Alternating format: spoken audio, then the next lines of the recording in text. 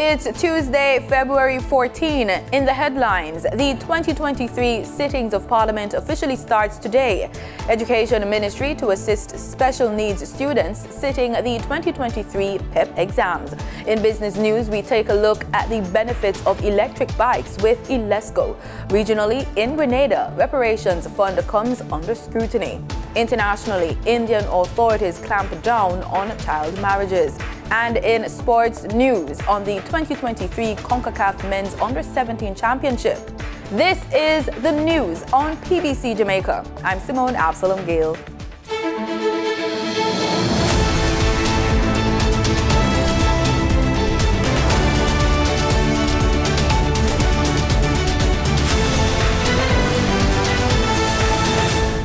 Members of Parliament, government officials, and Jamaicans from various sectors attended the ceremonial opening of Parliament today, February 14. The event was marked by the Governor-General's throne speech outlining the government's programs and plans for the year. The government is now in the pilot phase of the full rollout of the National Identification System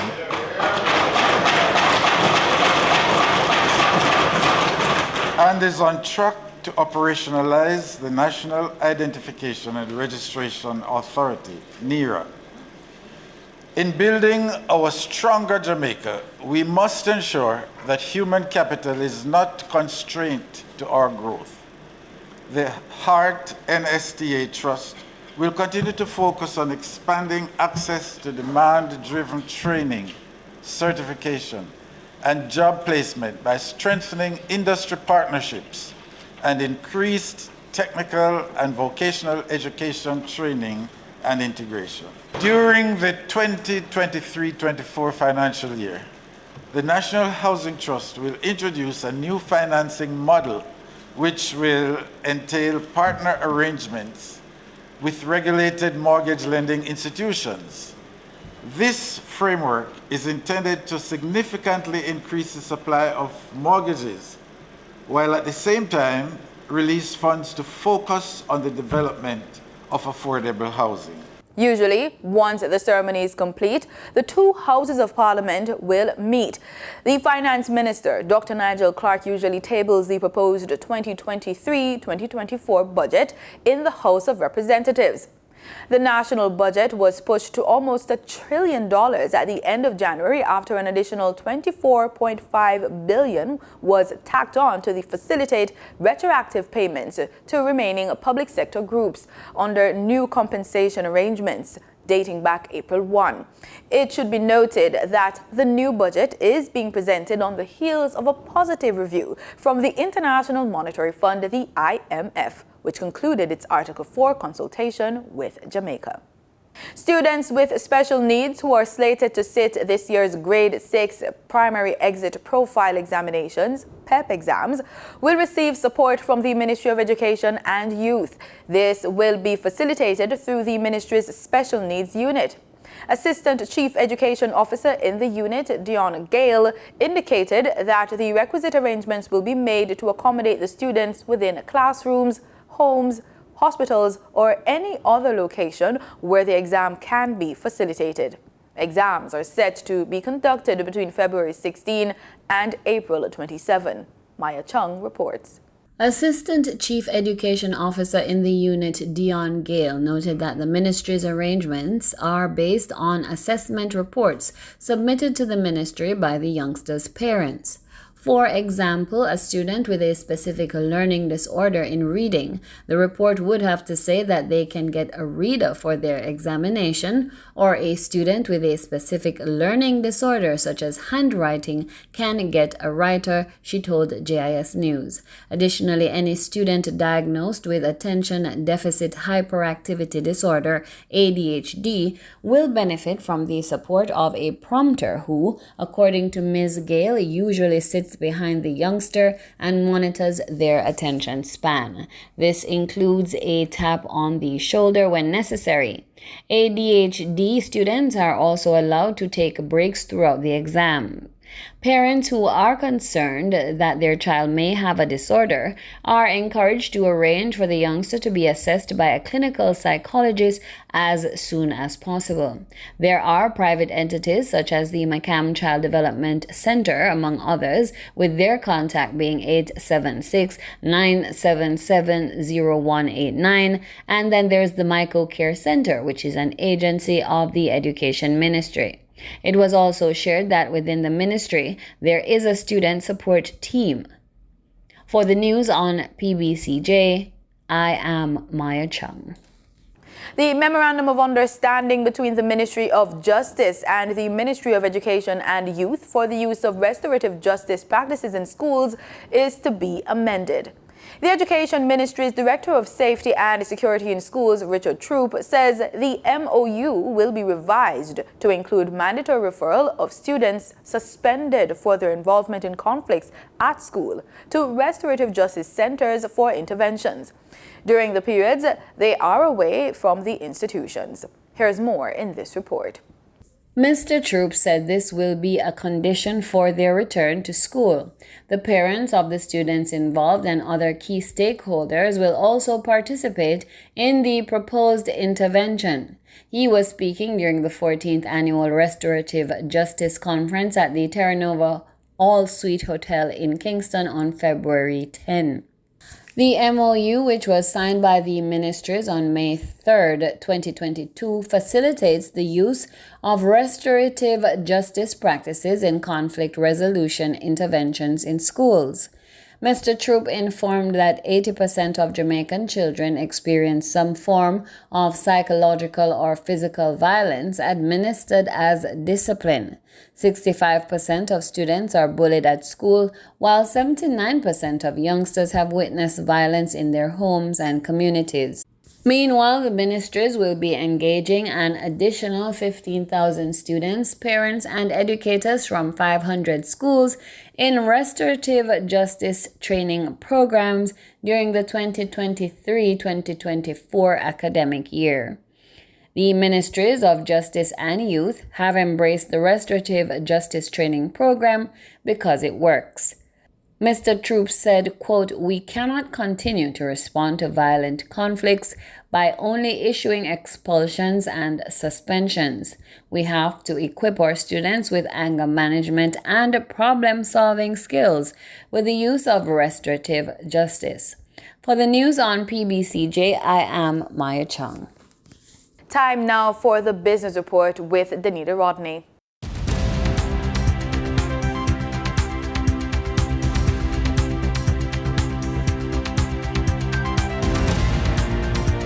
The Jamaican government continued to transform the public transportation sector by using more renewable energy and electric vehicles. Entrepreneurs with the same aim has its full support. One such company is Ilesco. Simone Absalom Gale paid a visit recently to their Halfway Tree branch and spoke with sales and marketing manager Philip Oliver. EV is an acronym for electric vehicle and means those that are either partly or fully powered by electricity. While there has been a steady increase in the number of motor vehicles being sold to Jamaicans with the technology, Ilesco is determined to lead the electric motorcycle market. We have a wide range. We have small models starting at 350,000 called a LX01 to a very fast model called a DE10R, guys. That's a little over $1 million. So we have something from a child to an adult. With the ever-fluctuating global oil prices, Jamaica has not been spared in steady increase in gas prices in the past 3 years, rising from just over $100 to an average $209 in January 2023. That is why Ilesco decided to provide a clean, economical, sustainable alternative. Just by being electric, they don't have any gas, no engine. So there's no use for oils, no use for filters. So your monthly expense or daily expense is cut. So it quickly allows you to cut expenses. Plus, they provide 0% carbon monoxide, which is very, very important. Carbon monoxide is actually a gas that you cannot see, neither smell. but it's very hazardous to the health. Mr. Oliver says all the bikes come with a lithium battery, much like a laptop charger. Charging time varies. They start from 3 to 5 hours, being the smallest unit as a kick scooter, up to 6 to 8 hours for the biggest unit. What I can tell you, the smaller the motor, smaller the battery, lesser the charging time, bigger the motor, bigger the battery, greater the charging time. Now for your market updates. In foreign exchange trading for Monday, February 13, the US dollar sold for an average of $154.96. The Canadian dollar ended trading at $116.34. The pound sterling traded for $187.21, and the euro sold for an average of $166.69. In JSE trading, the JSE index declined by 1,338 points. The junior market index declined by 2 points. The combined market index declined by 1,080 points, and the all Jamaican composite index declined by 1,641 points. Overall market activity resulted from trading in 107 stocks, of which 41 advanced, 47 declined, and 19 traded firm. Stocks advanced for 138 Student Living Jamaica Limited Verbal Preference, Access Financial Services Limited, and AMG Packaging and Paper Company Limited. Stocks declined for 138 Student Living Jamaica Limited, Blue Power Group Limited, and CAC 2000 9.5% cumulative redeemable preference shares. Trading firm were Community and Workers of Jamaica CCU Deferred Share, Dollar Financial Services Limited, and EPI 7.50% preference shares due 2024. The overall volume leaders were One-on-One Educational Services Limited with over 31 million units, Everything Fresh Limited with over 29 million units, and MFS Capital Partners Limited with over 4 million units. In regional stocks, in Trinidad and Tobago, Calypso Macro Index Fund was the only active security posting a volume of 45 shares. Zero securities traded on the Barbados Stock Exchange. In regional business, as a new oil producer, former Colombian President Ivan Duque says he believes that Guyana can develop an energy transition model that the world can rally around. Former President of Colombia Ivan Duque is a featured speaker on the opening day of the 2023 International Energy Conference in Georgetown and intends to not only share insights on Colombia's energy transition efforts, but also to send a strong message of support for the exploitation of oil and gas resources, while at the same time accelerating the transition to non-conventional and renewable energy. In fact, he believes Guyana is presented with a historic opportunity to develop a model and prove to the world that conservation and non-conventional renewables do not need to be in opposition to oil and gas development. The world, in my opinion, has been involved in a debate where conservation and non-conventional renewables are in opposition to oil and gas development. I think that's a mistake, because I think you can create a model where you can take advantage of the resource that you have in terms of oil and gas and consolidate as a power in oil and gas, while at the same time accelerating an economic, energy, and social transition. Notwithstanding, Duque observed that the challenge is now for Guyana to develop a diversified energy matrix. Guyana is doing just that and is well on its way to reduce its dependency on fossil fuels for energy generation by developing solar, wind, hydro, and gas sources for energy.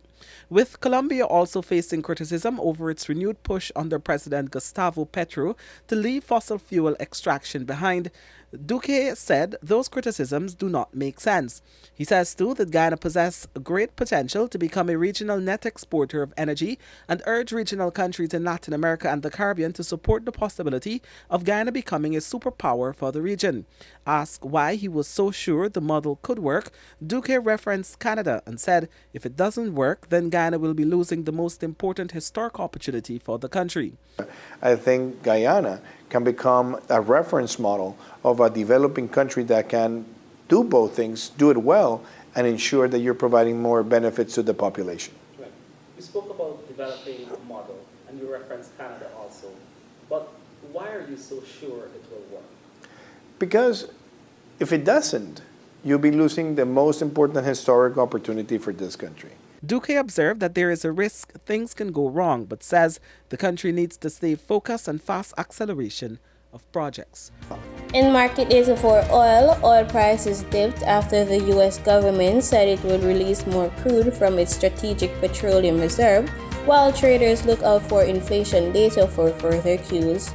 Brent crude futures fell 90 cents to $85.71, while U.S. crude futures fell $1.16 to $78.98 per barrel.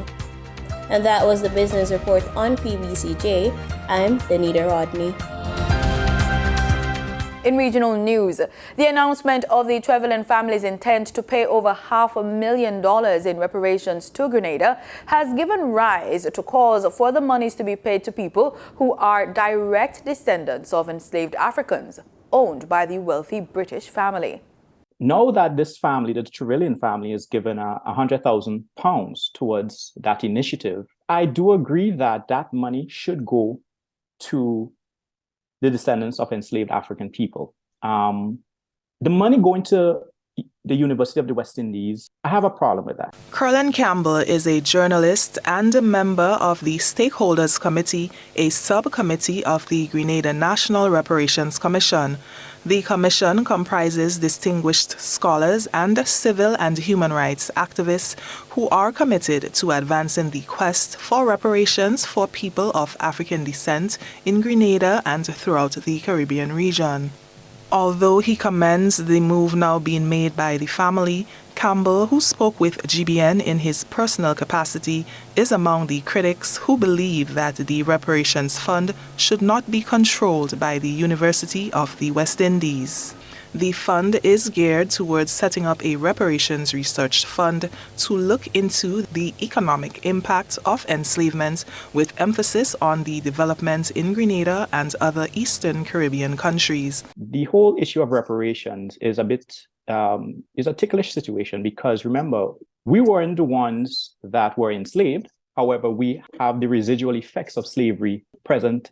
We feel that the presence of that even to this day. Now, the challenge would be is so how do we now prove that we are direct descendants of a particular family? And I think that's where you have to trace back now your family heritage. I'm sure that could be done. I'm sure that there are archives, there are documents that could, so that you could directly link to one of your ancestors that was enslaved. Campbell has 3 questions for Sir Hilary Beckles, the Vice-Chancellor of UWI, who will launch the fund here on February 27, in collaboration with Laura Trevelyan and members of her family. 1, is the money going to pay researchers? 2, if the money is going to researchers, how much are they being paid and why can't they work pro bono on this important issue? 3, the Trevelyan family, how much are they worth and what was the extent of the wealth amassed during slavery?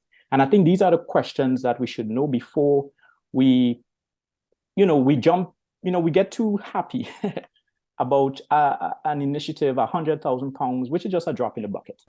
With the cost of vegetables having raised the price index despite the social compact, Prime Minister Mia Mottley is advocating that more Barbadian citizens get back to gardening. Wendy Burke was present at the compact signing and shared what is in store in relation to the basket of goods.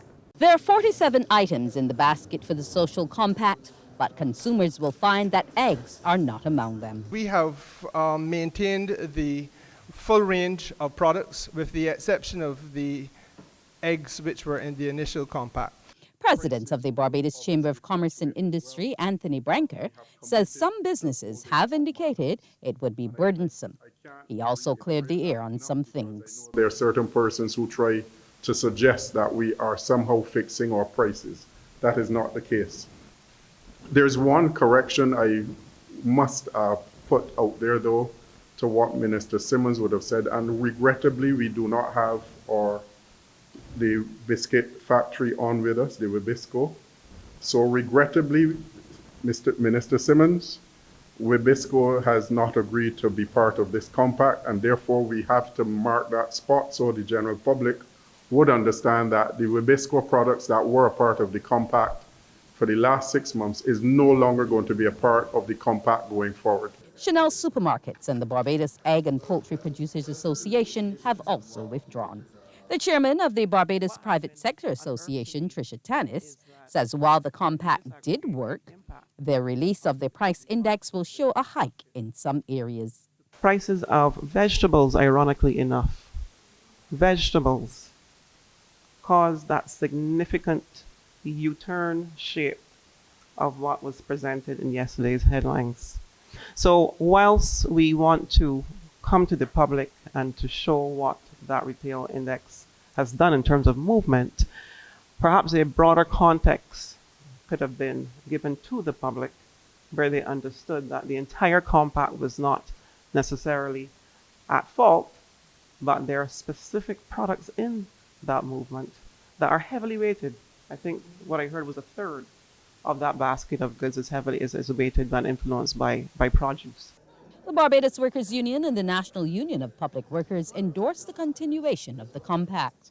Prime Minister Mia Amor Motley encouraged Barbadians to go back to gardening and also wants small farmers to look for new markets. You cannot seek to recover all of your profits from a domestic market as small as this. And Barbadians have to get accustomed to the notion that we're going to have to expand production for export in order to drive unit prices down. And therefore, we have been talking broadly, and Minister Cummins will tell you, as well as Senior Minister Simmons, that we have been talking broadly about trying to make sure that we are in a position to have more value-added product and have the capacity for exports. I suspect that once that begins to happen, it can be a game changer, in particular for the smaller poultry producers. The new compact runs for 6 months. Wendy Burke, CBC News. The Belize Green Climate Fund Country Program was launched recently to address various effects that the country is faced with. Belize is highly susceptible to the disproportionate effects of climate change.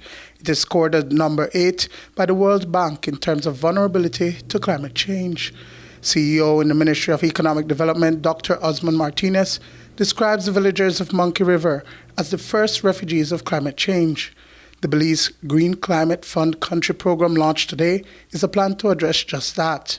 Climate change has a mega appetite to the point that it has swallowed Monkey River. It's swallowing the coastal areas from Corozal to Punta Gorda, but it's also affecting our productive sector, our service sector, our tourism sector, infrastructural sector, all layers of our economy. GCF country program 2022-2026 is very important because it's the roadmap on projects that will need to be implemented through climate finance. And more important, all the projects that are within the GCF country program were endorsed by GCF. So that's a comparative advantage that we are having in terms of moving forward to access climate finance. The mandate of the GCF is to empower developing nations to fight against climate crisis. Leroy Martinez is the focal point for the Green Climate Fund in Belize under the ministry. Well, as the national designated authority, we were appointed by Cabinet in 2015. Our main mandate is to create that environment so that we can capitalize in accessing climate finance from the Green Climate Fund. The Green Climate Fund has several funding windows. They provide grants, concessionary loans, guarantees, and equities. At the end of the day, this funding, you can use it to either adapt or mitigate. Director of the Climate Finance Unit, Carlos Paul, says that the launch of the Belize GCF program is the start of the engagement with the largest climate financing facility for projects in mitigation and adaptation. What we have with the country program is that, okay, we have identified specific projects and pipeline projects. So our role of my unit, of the Climate Finance Unit, and the overall Ministry of Economic Development is to work along with all stakeholders. And I mean all, I mean the private sector who have not been able to be in power with us. I think it's time for us to bring everybody, civil society, NGOs, for example. This session will continue this afternoon. Once you have an idea, once you have a concept, let's go. I mean, our role is for us to review it and ensure to provide that capacity that is needed for us to build a very good and solid project proposal that would really be financed by GCF. In international news, every year, 1.5 million girls in India are married before they turn 18. Now, authorities are arresting people involved in the illegal practice. But experts say social change, not arrests, is a way to end child marriages. It's been a difficult week for Rukia's family. Her husband was recently arrested for marrying her when she was barely 14 years old. His mother has fallen sick, leaving Rukia to care for her and their daughter.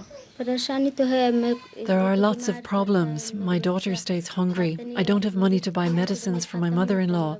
We depended on my husband, who worked at a rice mill. Assam state in India's northeast is cracking down on child marriage. In the last 2 weeks, authorities have arrested hundreds of people, including grooms, parents, clerics and priests. Child marriage has been linked with poor maternal health and high infant mortality. Assam state has one of the highest rates of child marriage in India. Nearly 1 in 6 women here have had children when they were just teenagers. That number is higher in rural areas where there are strong patriarchal biases and few opportunities for women. During birth, the government says its aim is to improve women's health. Arrest is a drastic action just to make people realize the fault, the mistake they have done for so many years, ages, decades. The step has to be a social movement. We have to be aware, we have to stop the child marriage at any cost. Women are demanding their husband's release, saying there's no one to earn and feed the family. Most of the people arrested are from poor, marginalized communities. There are growing calls to instead improve girls' education and focus on gender equality. There are different ways to address this problem. The crackdown was sudden, unannounced. That's why it came as a kind of a shock at the community level, And that is why to even add the impact of the crackdown, the impact of the crackdown also needs to be addressed. Police have registered more than 4,000 cases. Jails are filling up and people are being shifted to a detention center built for undocumented migrants. The government says it'll rehabilitate families, but some child brides like Rukia say they'll be happier and better off with their husbands back home. Pavni Mittal, Al Jazeera, Borpeta, Assam, Northeast India. In sports, the 2023 Concacaf Men's Under-17 Championship in Guatemala continued on Sunday with matches in Group G and Group H, which saw Jamaica and Honduras showing off their goal-scoring ability, while El Salvador and Costa Rica also picked up wins. It was an all-Caribbean clash in Guatemala City as Jamaica downed Cuba 4-2 in a Group G encounter with Trinidad and Tobago referee Quincy Williams in charge. The Reggae Boys held a 4-0 lead in the second half, thanks to goals from Jamani Bell in the 22nd, followed by scores from Orane Watson in the 56th and Ashton Gordon in the 70th, and then a second goal from Watson in the 75th. Cuba came to life late in the game, and they pulled a pair of goals back in the 78th and 89th through Didier Reynoso. However, Jamaica would hold on for the 3 points. Game 2 in Group G saw Costa Rica edge Guadeloupe 2-1. The Ticos jumped out to a 2-0 lead in the first half, courtesy Sean Albreton in the 5th minute and Andre Naranjo in the 14th. Guadeloupe made things interesting with a Yanis Bienville 53rd minute item to cut the gap to 2-1. In the end, though, the Costa Ricans' defense got the job done to earn the win. The city of Antigua was the site for the games in Group H, where El Salvador overcame an early deficit to down Haiti 3-1. Kaif Tomlinson gave Haiti an early 1-0 lead in the 12th, but El Salvador stormed back thanks to Christopher Argueta brace in the 39th and 63rd, before Elda Figueroa tacked on a late insurance goal in the 86th. Honduras enjoyed a prolific opening day of the tournament with a 6-1 triumph over Suriname. Nixon Cruz in the 6th, Nairobi Vargas in the 40th, and Brian Sands in the 51st tallied the first 3 goals, before an Edwin Munguia brace in the 76th and 88th, and a Roberto Osoto score in the 85th, which completed the scoring for Honduras. Jamero Goodet's goal in the 43rd served as the Suriname score of the evening. Wayne Cunningham, TTT Sport. And that's the news on PBCJ. I'm Simone Absalom Gale. Remember to follow us on our social media platforms at PBCJamaica. Thanks so much for watching.